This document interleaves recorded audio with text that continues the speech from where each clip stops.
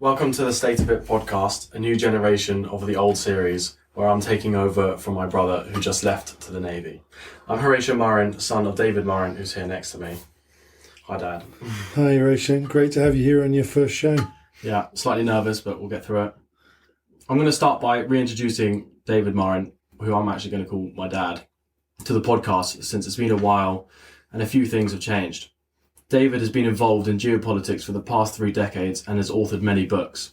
Breaking the Code of History, Key Processes of Human Social Structures, Lions Led by Lions, re-evaluated Britain's leadership in World War I. Now or Never, Defence Review, Red Lightning, How the West Lost World War III to China in 2025, and Breaking the Code of War coming in the middle of this year. He has had many appearances in podcast interviews such as CNBC. David's geopolitical views named Marinations, where you can see his insights in far more details. Well, I strongly recommend you go check this out at www.davidmurrin.co.uk. Right, how it begins. How are you? I'm well, thanks, H. It's great to have you here. Big moment. Yeah, it's great to be here. We've been planning this for a while, and I'm trying to fit in with Winnie's shows. So You'll do really well. It's a family affair, and I remember 29 podcasts ago when Winnie sat there and nervously started his first podcast when we started the State of It. Yeah, so I've listened over that podcast a couple of times, trying to prepare myself for this one. So well, hoping you'll be fine. hoping I am. I know your questions are going to be pertinent and relevant, and the whole point about this conversation is just to be relaxed about it and treat it like a conversation in the kitchen, which everyone else gets to hear. Yeah. Okay. Well, the point of this episode is just to go over what's going on in the world right now, because right now there's a lot going on, as you may know. No specific deep dive, and we're just going to chat about everything. The first question is to do with Trump and America. What do you think about having a president with such narcissistic traits thinking he's the savior of America? Such a good question. I mean, you know that probably of all of the human profiles, my least favourite type of person is a narcissist. And the study of history reveals narcissists tend to crawl their way, elbow their way to the top. And their fundamental psychological manifestation is self over everyone else. And that, I think, is in fundamental contrast to what leadership is. Leadership should serve the people they lead. And narcissistic leadership is the very opposite. And I can see and find very few cases in history where the people or the electorate actually benefit from what is narcissistic rule. And Trump was narcissistic when he first started in his first term, but he was constrained by a necklace of 4 generals, which really sort of allowed his good ideas to percolate, and they filtered out his bad ideas. But he didn't like that. And over time, he learned to break that necklace. And by the end of his first term, he understood the levers of power, how to use them. And I think his sense of self over collective was manifest in the Capitol Hill riots, which were essentially a revolution. So looking on to it, and he's come for his second term. I mean, just think what happened last year. He should have been indicted, been in prison. I mean, he escaped all sorts of processes that a normal person would never have escaped. And then he wins an election. And I think he has migrated from an extreme narcissistic persona to a messiah godlike complex. And I think we really are going to have a problem. The ideas of democracy and freedom in the West that America is meant to represent are about to be overturned by his 4-year term. And the thing that people tend to forget is that narcissists tell you what they're going to do, and then they do it. So whenever Trump tells you he's going to do it, he's going to do it. So at the moment, he has threatened Greenland. He wants Greenland. And next he thinks Canada should be the 51st state. Those are not values or messages commensurate with the American system and an empire designed to create collegiate alliances. So I think we're going to see huge challenges. And by the end of his term, the majority of people who voted for him will understand how disastrous it ultimately is to vote in an extreme narcissist into any office. What do you think of Trump talking about or going for Biden in his speeches, and he's seeking for revenge in others, such as operatives on the Capitol Hill riots? So, I mean, one of the things is there was a moment in his speeches at the inauguration when it sounded like someone wrote into the speech that essentially he should forgive and forget and bond and bind the country together. And then he gave another speech just below to his followers that couldn't join in. And in it, the whole term of revenge, the whole term of really what is inside his head, which is anyone that has been in his way, anyone that gets in his way and has been, there will be revenge. And I can't blame Biden for creating the pardons he created to give immunity to his family, because he would have been targeted. And all you've got to do is look at what's happening today and currently to the secret services and those people who were in charge of investigations around the 6th of January and the Capitol Hill riots, who are losing their jobs or being discriminated against. So I'm afraid it's going to be a dire hallmark of what his leadership represents, because for him, everyone has to be blindly loyal. And if you're not blindly loyal to him, you're not his person. If you've gone against him, you have to be removed or destroyed. So we're going to see a very absolutist form of American leadership. Moving on, what do you think of Trump's aggressive moves towards the Panama Canal, the renaming of the Gulf of Mexico to the Gulf of America, and taking control of Greenland? Well, it's an interesting thing, really, because America is the one empire in history that's never realised it's an empire.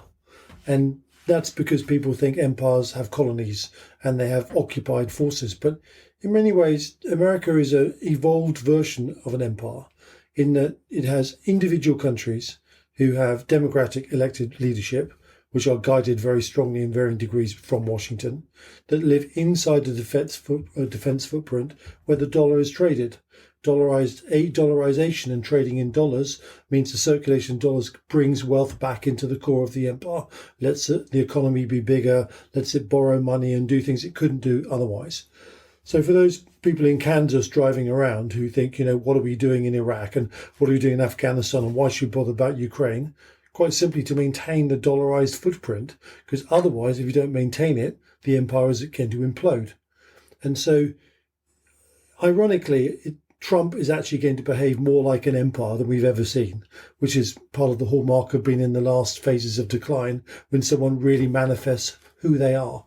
And a system manifests from a covert mechanism to an overt mechanism. So his demands for Greenland do make strategic sense, because Greenland controls the whole access way to the Great Circle link between America and Europe, and the air bridge on the sea bridge that would support in time of war. It's critical. And with longer range missile systems, Greenland's absolutely critical. It also has access to the Arctic, which is now highly contested, and it has resources which America can benefit from. And he's a real estate operator. He wants to do the biggest real estate deal. And if you go back, remember, America bought Louisiana from France. So buying territory to enlarge itself makes sense. It last bought the Virgin Islands from Denmark. So there is a history of buying land from countries. So you don't think this is Trump being an aggressor? Yes, I think a defensive strategist. I think it's interesting because I can see for the first time America understands it's really in trouble. And the Chinese created the first, second and island chain, defensive chains, to conceptualize how they defended their homeland and how they moved away from their homeland. In this case, what we're really seeing is America realizing it needs to create a defensive perimeter, which includes Greenland, has to ensure the Panama Canal works because its fleet shift from Pacific to Atlantic. And they have every right to be concerned about the Chinese organizations that are literally working on the doorstep and could shut down the canal at any one time. As for naming the Gulf of Mexico, that is just bloody hubris. It's like an easy win of nationalism. And it goes back to this whole semi-delusional state that the golden years of America are suddenly going to appear in the Trump years. Because he's the savior. Because he's the savior. And that comes back to this messianic complex of he will save America. Well, I'm really here to say, rather brutally, systems don't turn on a dime. And the world, or the country that Trump has inherited, is in decline. And so turning a system round is brutal. You do not end up with Jubilee golden years as you turn it round. You end up with those a decade and 2 decades later if you're lucky. So this isn't going to be an easy presidency. In fact, there are going to be huge headwinds. And those headwinds are best described by a simple question, which is, how did Britain turn itself around in the late 70s when Margaret Thatcher came along after losing its empire and literally been on its butt for like a decade and a half? And the answer comes with this contractive cycle of 56 years, which in that case peaked in 75. So from 75 onwards, inflation and interest rates were coming down, which gave Thatcher the space to play and change the economy for the better to be more productive. But Trump faces the opposite. The peak is in 2030, and he faces a situation where everything's going to go the wrong way. There will be no space for him to change things round. No breathing room, just closing walls and falling ceilings. Okay, moving on to a big topic that's been going on for the rest of the world with Trump's new presidency. What do you think of the tariffs that Trump is imposing on the rest of the world? And do you think this is actually going to turn the US into a manufacturing powerhouse, or is it just going to raise the cost of living and lower consumerism in America? So the hallmark of deindustrialization, or the timing of it, came from 2000 onwards, when inflation was increasing, and some bright spark in Wall Street said, well, why don't we essentially export our manufacturing to China, because they're huge labour force and there's cheaper and it'll lower inflation of products, and the inflation of products is lower. Our inflation is lower. We can print a bit of money in the process because we're not challenged by higher inflation. And that's where it started. But it also fitted into a cunning plan by the Chinese to deindustrialise the West, industrialise themselves using Western investment, and then build an arms manufacturing complex that the West couldn't compete with. And that's exactly what they've done. And now, so it makes sense that Trump wants to return manufacturing to the States. But there are lots of different ways you could have done it. And I don't think trade tariffs are really going to be the answer, because all the trade tariffs do is, if you think of America as a centre of a series of spokes which represents empire, and its allies are at the end of the spokes, all they're doing is creating dissent between the allies. I mean, the Canadians are hopping mad about what's happened, and their neighbours now really don't like the Americans or Trump. So how is that going to work? And now the Canadians slap the same 25% on Americans. So I don't see a solution from that apart from higher inflation across the border. The same with Mexico. So I don't think this is the solution to the problem which is real. I think a far better solution, and we're going to see the whole thing escalate. So we're going to see just higher inflation. We're going to see the GDP of the economies slow down, and because we have inflation, greater stagflation. I think it's disastrous. But what would I have done in return? I would have created tax incentives. I would have created ways whereby people are incentivized to invest in manufacturing in the States for long-term tax gains. And I would shape the strategic policy of a country, whether it's Britain or America, based on lowering taxes and therefore channeling capital into those areas to invest. Obviously, Trump is trying to turn it into a manufacturing powerhouse, and everyone's saying he doesn't believe in climate change, and it kind of feels like that when he removed himself from the Paris Agreement. What do you think of Trump's actions towards climate change? Well, first of all, great questions, by the way. Actually doing really well. Thank you. First of all, I was one of the first to advocate that climate change was not only real, but was going to accelerate faster than people anticipated. And I remember in 2001 and 2 saying, no, it's not a religion, it's a reality.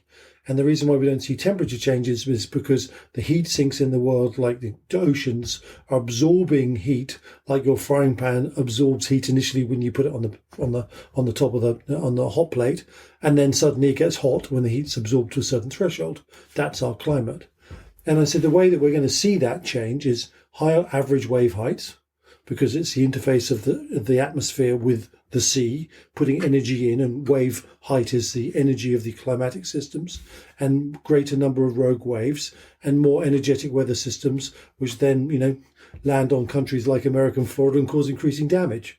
We have seen that. So make no mistake, climate change is real and getting worse and accelerating.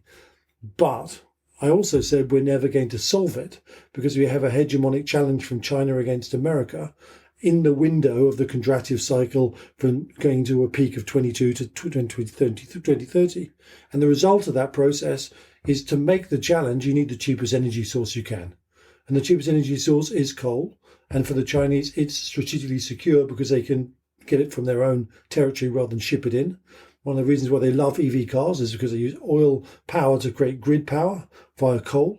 And then they use EV cars and they don't need oil in the same way, which was one of their dependencies, making them vulnerable to America in a time of war. So my argument was, until you dealt with a hegemonic challenge, you'd never deal with climate change. And it's all very well Britain saying, let's be net zero by 2030. We make absolutely no difference to the global climate. We make ourselves impoverish. Our energy security goes down the toilet because it's on the right places. We misspend our money and our energy price becomes the most expensive in Europe. And our industry disappears further than it is from the microscopic state it's in. So I think climate change is real. I do understand, though, why Trump has basically said, oh my goodness, the Chinese are so close to us. We have got to get a cheaper energy source to compete with them. So there is a logic to it. But do you think this energy source is going to be a long-term solution for America? No, it's not. So let's look at the energy sources. This idea of drill, baby, drill sort of makes me laugh. Because, the thing that catapulted America into the greatest oil producer was fracking. And fracking has certain fields which are relatively easy to frack with. But fracking was funded by cheap money. And it was basically a leveraged pyramid. And what's happened in the last fracking cycle is all the low-hanging fruit has disappeared, because it's been fracked out. And at the same time, interest rates have gone up to the point where you don't get cheap funding to go and build the frack stack. So no, I can't see how drill baby drill works. So, and at the same time, he's trying to make oil lower to go and nobble Russia. So why would an investor come and invest in something where they think Trump's going to go and work to the oil price being lower? None of it makes any sense. And I think that's a really good example of his incoherence. So he's just dismissing one problem to solve another one. Well, I can understand. To get the appeal of everyone else in America. Strategically, if I was Trump, I would have said, we have to compete with cheap energy to compete industrially with China.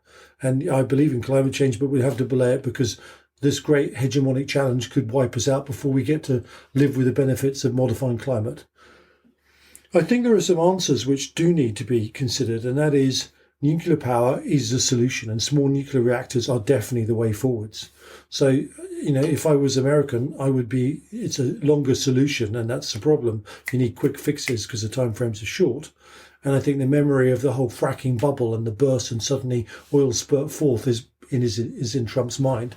But I think the conditions are just not the same to replicate it. Moving on from the climate change argument, we're going to go back to tariffs for a second and speak about the tariffs on the EU that America is trying to impose, but also the UK. Obviously, Trump is imposing a lot of tariffs, and he says he's going to impose tariffs on the EU. But when asked about the UK's tariffs, he replied, UK is out of line, but I think that one can be worked out, in quotation marks. What do you think of Trump not putting tariffs on the UK, but on everyone else? Well, he's definitely going to go for Europe, no doubt. The only issue is it 10, 15, 20? What does he do? And it's interesting that he's stuck 25 on Mexico and Canada, but only 10 on China. Now, I argue with China, if you put bigger tariffs, you're just going to force them to go to war, much like the oil embargo did to Japan in 1940 onwards, because their economies teetering on the edge, and big tariffs will just murder them and just tip them over. I can see Europe somewhere being really nobbled, and there are a number of things that Trump has an issue with. One, it's a big moribund system that's a linear system, and Trump is a lateralist and adaptive thinker. Whatever incorrect or correct solutions he comes up with, they're sort of antithesis of each other. So he doesn't like the whole non-democratic or the way that Europe is structured. So he's going to penalise it as hard as he can. But then on the other side, you've got Britain, and he has a natural affiliation for Britain and Scotland and the royal family, and he does really, he's one president, unlike Biden, that hated Brits, hated us. First thing he did was get rid of Winston's bust, and he just loves Irish, but, hates us. Trump is very pro-British, and his friendship with Farage is really significant in this case, because Farage obviously represents the Brexit version, which is a lateralisation process, much as Trump's trying to execute, rightly or wrongly, with his policies. At least he's trying to execute a lateral policy to his credit, because just being linear is like sliding into a brick wall.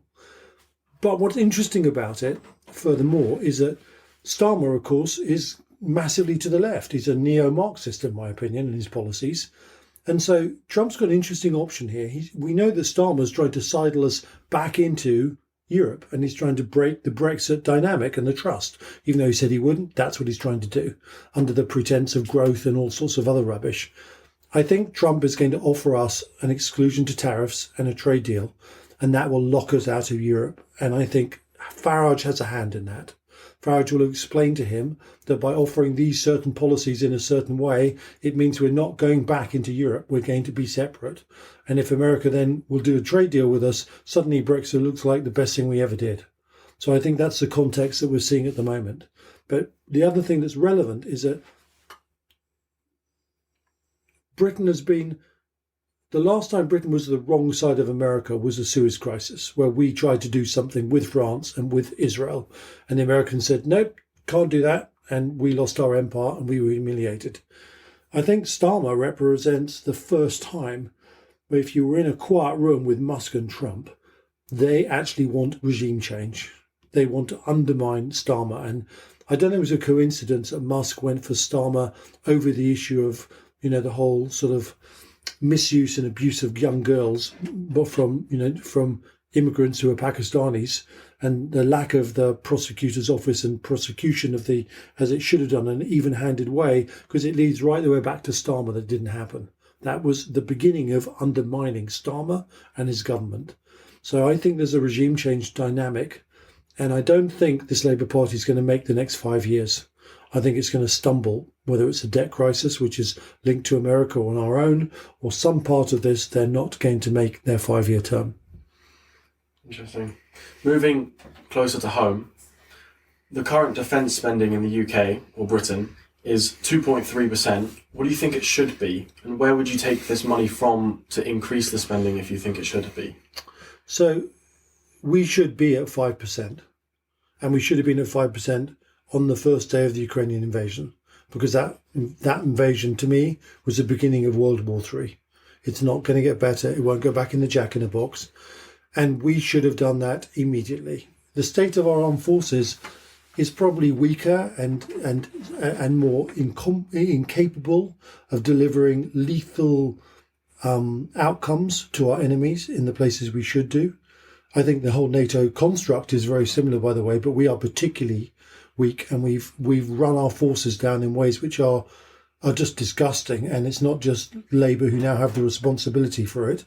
Every day that this carries on, it is their responsibility and haven't done anything with. But it's also the Conservative government who time and time again refuse to spend the money that they should and cut things. And because of the way the services compete, even the cutting wasn't done in a systematic way. It was done over pulling a cracker and who got the big bit, who got the small bit.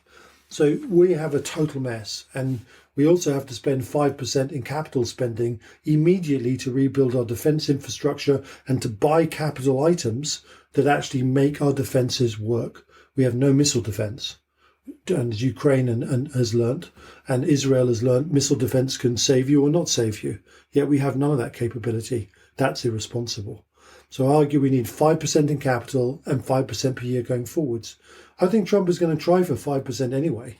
And one of the bargains we should be having with Trump is saying we're going for 5% and 5%, and then we would really like a trade deal, please.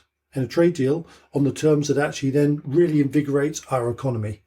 And I think Trump would go for that, because suddenly one country is at 5 and 5 and the rest of the NATO countries have to follow. But that leads us to another question, is there's no doubt that we are taking money that should be spent on our defence on our social budget. And we have to simply realise there's a simple question. Would we like to ensure that our state can survive? Or do we want to, in the short term, keep giving social benefits to non-productive areas which may threaten the very existence of our nation after thousands of years of independence?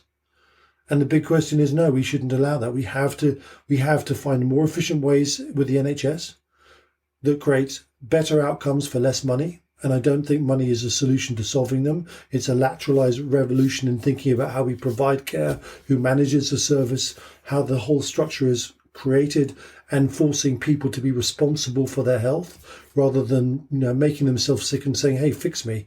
I've been smoking all my life, or I've been doing drugs, or I've overeaten and I can't get through the front door.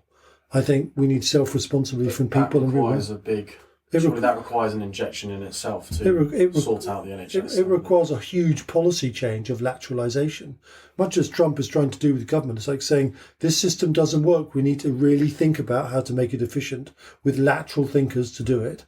And one of the structures I've created is how to create lateralised revolutions in social systems, whether it's military formations or government or entities like the NHS. So I think we need to do that at the same time as spending money on defence. And we need to do that to defence, because the MOD is disastrous when it comes to planning defence expenditure, which is why we spend quite a lot and get very little. But there's another component to this, which I think we've totally missed. And go back to the example of the Second World War, which was, where was America in 1940? There we were struggling away, and America was at low capacity utilisation after the Great Depression following 1929, factories that just weren't operating. And they said, let's be the arsenal of democracy, as Roosevelt put it. And that meant that Britain then paid America to make weapons for us. And when we ran out of money, we couldn't give them any more gold. We couldn't give them any more land, or as our empire gradually shunted over from our control into American control, they offered Lend-Lease, which just impoverished the empire until it broke. We only just fairly paid off some of the war loans. But the great advantage for America was it used the money from the British Empire, and some of it was direct and some loans, to reinvigorate their industry, to create weapons for Britain, and they had a big business and manufacturing base that they could then rearm themselves. So in effect, Britain paid for their rearmament as well. That's what we should have been doing with Ukraine. We shouldn't be giving them money. We should be operating a Lend-Lease process whereby we make their weapons, and they pay them later because they've got the resources to pay them back if and when they win their war. And we then build our new industrial base, 6th-generation factories and robotics and everything else, and rebuild our defence capability. And we have missed that trick. And we should, if we haven't done it, we should do it now. Do you think there's a possibility of that happening now? Or not? I think, in a strange way, yes. And I'll tell you why. I think that the one thing that the Labour government realises they've got to generate growth. But they've just destroyed the possibility of growth by high taxation. They've shoved a large portion of the wealthy people overseas who've taken their money with them, which was critical for investment.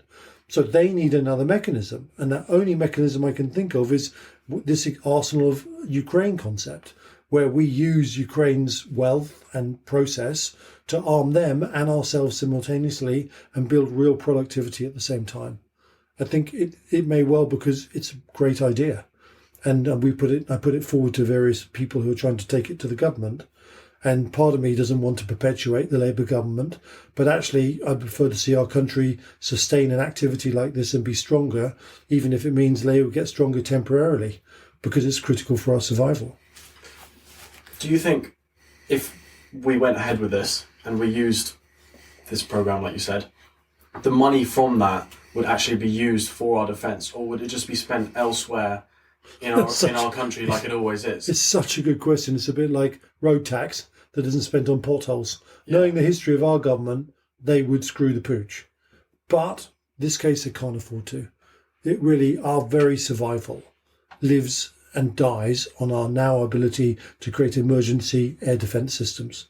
It's very similar to the struggle against the Luftwaffe in the late 38s, when they were building this massive air force and we didn't have anyone to defend ourselves. And in the space from 37 onwards, we built fighter command, we implemented aircraft manufacturing processes with Beaverbrook, radar systems, and the first integrated air defence system. And we are alive today as a state because we did that. That was quite last minute. We're even much last minute. So we need emergency programs. And any leader or governmental politician that doesn't understand that the status of freedom is at stake is really being, I think, irresponsible. Because it's not just about Russia. It's about one day China will join with Russia. And this idea that Trump has of peeling Russia away from China is never going to happen. They're now properly enmeshed. And they're enmeshed with a single task, and that is to dominate the world. And what is the Ukrainian front will become the new Eastern front. So I see no way out of this apart from we need to go forward faster rather than hope it isn't happening. We know we can go forward faster, but you don't really. Do you believe that Starmer would do this, or would use the money for defence? Well, I think that's as a Labour government. I think I don't believe anything he says, to be honest. I mean, that's one of his hallmarks and why he's so unpopular. But I think what would force him to do that is if the people of Britain woke up to realise how dire it is and demand change. And in fact, Fighter Command didn't come about because the Air Ministry had a brilliant vision. It came about because the people demanded they be defended against the hordes that would come over in the Luftwaffe.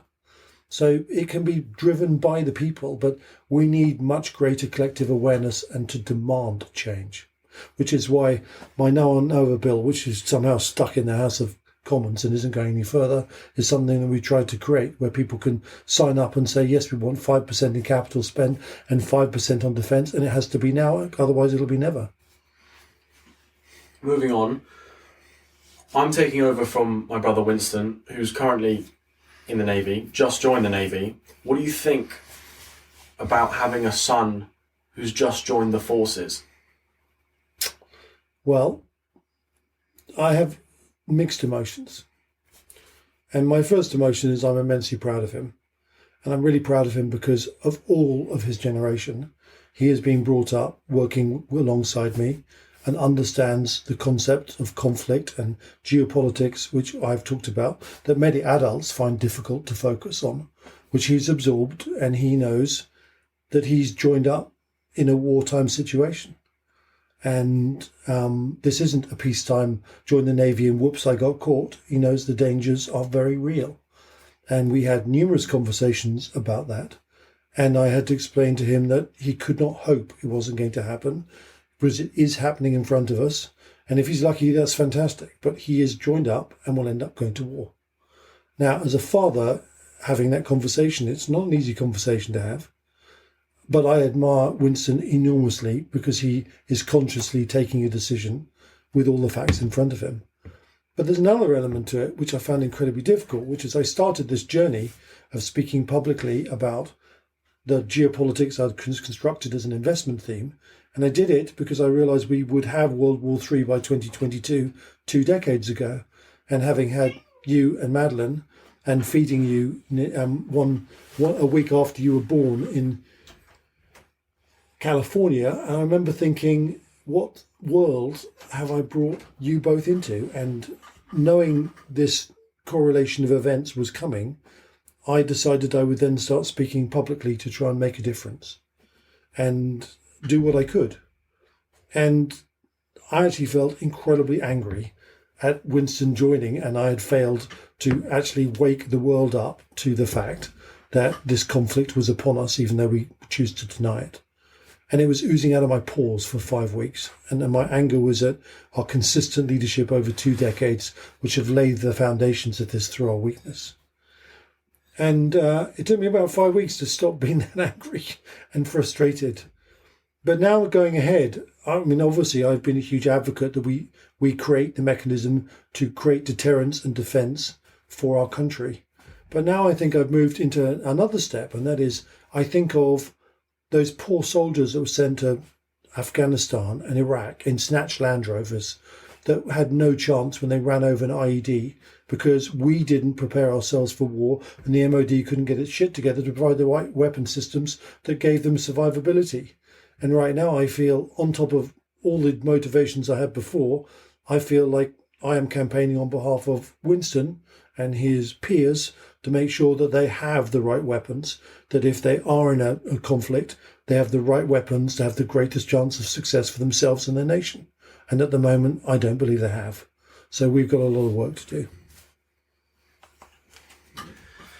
do. Moving on, Defence Minister John Healey spoke in the House of Commons about he has felt with the Yantar, a Russian spy ship, how he has dealt with the Yantar, a Russian spy ship that has been exercising out in our waters in the last few months. John Healey mentioned about multiple Navy ships that he has used to follow the Russian spy ship, even going to the extent of changing Royal Navy rules of engagement to allow warships to get closer and better track the Yantar. Furthermore, using a Royal Navy submarine to surface close to the Russian spy ship as a deterrent to make it clear that we have been monitoring its every move. What do you think of John Healey's reaction and response to the Russian maritime activities in our waters? It's entirely appropriate and about time we gave them a shock. But I think what's most alarming is this didn't just happen out of the blue.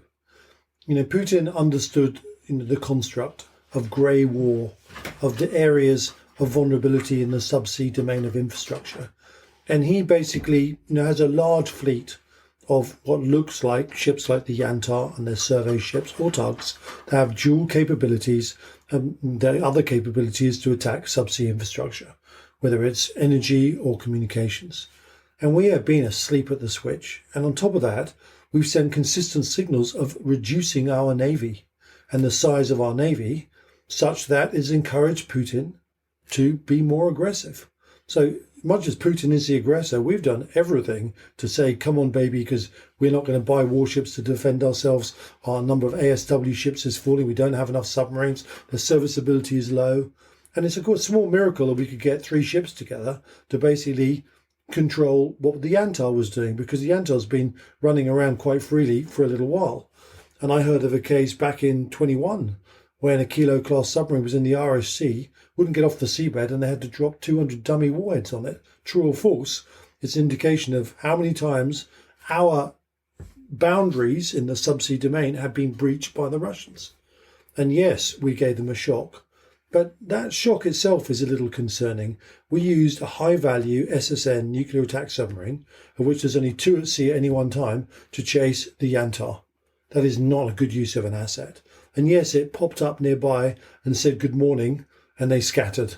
And there's another piece which apparently the parallel ship, the Protector, managed to cut the cables of the remote vehicles that the Yantar was using, which if they did was brilliant. But using an SSN in that role against a civilian ship, that is a waste of assets. We should have invested in a fleet of small corvettes that could have done the same job. So our force planning is very weak, and it's forcing us to use assets in the wrong place. And that concerns me, because he's got far more Yantars he can send against us simultaneously than we have assets and SSNs floating around to do the job. So we haven't constructed the right navy, which is a balance between coastal littoral defence and further afield, which is what an SSN is used for. So yes, there was a great response because we did something, but man, we should have done something a long time ago, and the signals we've been sending through the diminishment of the navy have encouraged this process. So ultimately we're trying to correct that we've been a pushover for the last couple of years. Yes. But haven't really done it in the right way. And haven't even sent a signal and said, oh, you know what, we're making a fleet of... There are these lovely little corvettes the Swedes have called the Visse class, which would be perfect for littoral defence. Or you can get 2-on-2 submarines built by the Germans. They're not that expensive. Build 12 of them, use them to deal with all of this shit, and then let your big SSNs go out and deal with the Russians in their own basins in the Northern Arctic. Why is using an SSN, if it's in the right area, to say hi to the Yantar is a bad thing? Because an SSN is a nuclear attack submarine best designed for deep water with long sonar systems, and we need them to be the outer perimeter of our defence, to blocking Russian submarines coming through the Iceland-Faroes Gap or operating further north in the bastions where their nuclear ballistic submarines work, where we're threatening them. So we're taking away our ability to threaten them by having to defend ourselves with an asset. It's a sign of weakness, really. It is. It's one of our best, exactly. our best assets to do such a minor task. Yeah, and yet no one in the press understood what this really was, which is another defence failure by not having the right tool for the right job, which was a much lower value asset that could have done it. So John Healy spoke in a way that sounded like he was quite proud of himself. Well, I think what he did.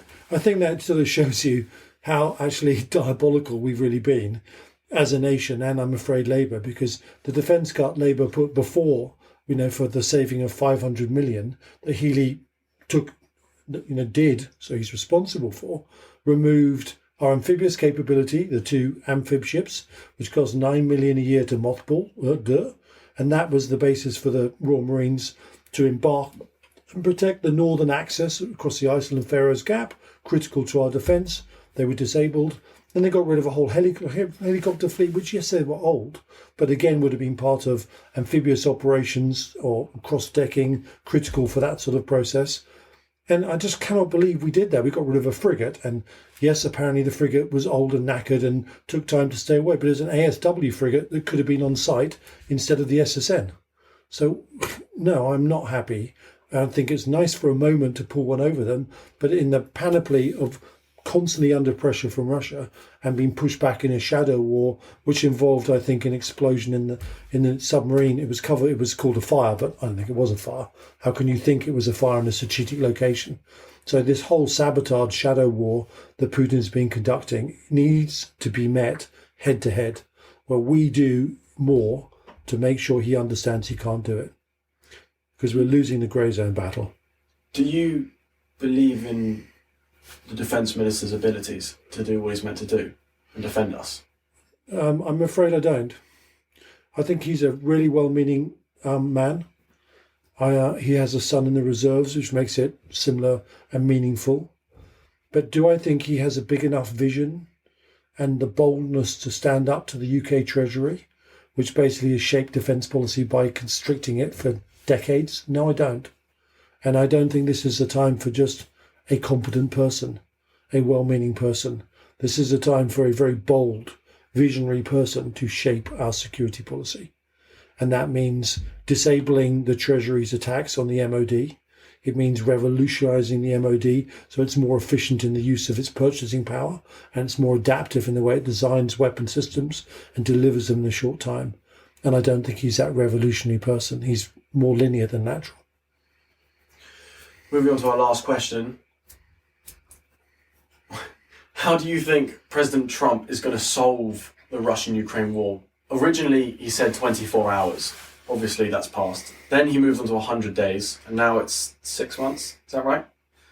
What do you think of his? What do you think of his delay and how he's going to solve it? If you would say solve, so because he doesn't back. When he wrote about the next day, I wrote an awful lot about why that wasn't going to happen, and same for 100 days, and the same for 6 months. I think Trump somehow carries with him the memory of what it was like to be president in his first term, when America's hegemony was unchallenged and really was militarily totally dominant. So he felt at that stage what he said, he could force his will. But the situation has totally changed. America is extremely vulnerable to Chinese military operations in the Asian basin, and that is like the end of an empire in a swipe. The American Navy has failed to keep the Red Sea open and safe. So that's a big issue. It's lost its global maritime hegemony. So the tools and levers he thought he had, he doesn't have. And on top of that, Putin is being very maximalist. He demands a total surrender of Ukraine and demilitarization of it. And if you do that, it just means Ukraine gets attacked quickly and the next country is a NATO country. It is unacceptable. So I think, and I've always had the theory, that Zelensky understood this. So he decided that he would fall in line with Trump's armpit and tuck himself underneath and say, yes, we'll negotiate wherever possible, don't worry about it. And he counted on the fact that once he was aligned with Trump, it would be Putin's arrogance that prevented a deal. And that arrogance would create humiliation for Trump. And then Trump would say, well, if you won't do what I want to do, I'm going to support Ukraine up to the hilt. And I think that's what's going to happen. Interesting. And so when he claimed that he was going to have peace, he claimed that's all he wanted. I'm afraid this is a period when war constantly escalates. Nothing solves itself. There's no lucky break. Just the friction coefficients geopolitically increase. And I'm afraid up until 2030, that's another 5 years. We should expect that to happen all over the place. Do you think this shows that Trump has lied about a couple of things? Because it was quite a bold statement that obviously not a lot of people thought was going to be true, which didn't turn out to be true. 24 hours is ridiculous. But do you think one lie leads to another? Do you think he's been truthful about a lot of other things he said or not? Look, narcissists are fundamentally dishonest because they're not honest about who they are, because they're not connected to who they are. So dishonesty walks hand in hand with narcissism. It's one of its dangers. So yes, he's able to implement things he has control over. And actually you can see the raft of 100 things and you can see the tariffs. So anything he can do, he'll do. But this isn't in his power. He can't make it happen because there's another side with a different agenda. And there's no deal you can do with the Chinese, who are basically the puppet masters of Russia, when they want the war to continue and they're benefiting from it. How do you feel that Trump said he wasn't going to back anyone, as in he wasn't going to reinforce Ukraine like everyone else has, and he refused to admit or say who he was going to fight for. Well, he said all he wants is peace and fighting to stop, which is fair. But well, we've got an interesting situation where I think the linkage between Putin and Trump in his first term was scarily questionable, to the point of how much control did Putin execute over Trump to the exclusion of America's well-being and assets. And I think one of the reasons why he has distrusted the security services of America, which is a diabolical position to be in for the president, because they're meant to forewarn a president. If you don't trust them, you won't take their warnings. And why he's actually probably dismembering the intelligence services as we know it is because there is some issue that happened. But I think ultimately, Trump is a narcissist with a messiah complex. He's now in control of America and he won't listen to anyone. Whatever the pact was before, it's probably going to be broken. And if Putin humiliates Trump, humiliating a narcissist creates vicious outcomes. And I think that's what Zelensky's playing for. What do you mean playing for? He's playing that. He's hoping for it. No, he's playing for the fact that he will line up with Trump and say, I'll do everything that's reasonable, and Putin proves to be unreasonable. And in the unreasonables, he refuses to create a deal, and Trump says, well, that's humiliating to Trump because he's put this constraint that he can stop it. Zelensky's waiting on just being the good guy. That's exactly what it is. Trump's eventually going to get favored. I mean, as we saw in the debate with Harris, that narcissists have real buttons you can press. When you press them, they have involuntary responses. And there's the only thing she did well in the whole election campaign. She pressed the button and he just couldn't stop himself. And I'm afraid in this case, humiliate Trump because he can't bring about a peace because you can't bring about because Putin wants too much. That will create the opposite effect. That's all the questions I've got. They're great questions, H. You've done really well. Thank you. This is your first mission in the state of it, and it's been great. You've done really well. First podcast, about 3.25 hours long, and it was a nice conversation. Learned a lot during the process as well, actually. Well, the questions you asked are really astute, and the questions are the first thing, and then how they're answered or structured is the next. So it's been great. I can't wait to do the next one. Same. I'll start working on the next one as soon as possible. And for all of you listeners, please support us, like us, send us to your friends, give us the encouragement. We built up a big following up until this point, and we'd really like to go to the next stage where this particular conversational dynamic is something that informs and reaches right to the top of our government. So please support us in doing that. Brilliant. Thanks, H. Great job. Thanks, Dad.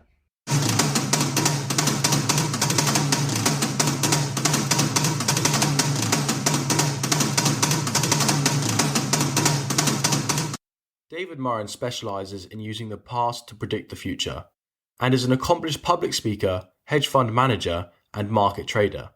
To date, he has authored 4 books: Breaking the Code of History, Lions Led by Lions, Now or Never, and Red Lightning, with the 5th book, Breaking the Code of War, set to release in the middle of this year. Feel free to check out his views and insights called Murrinations on his website, www.davidmurrin.co.uk.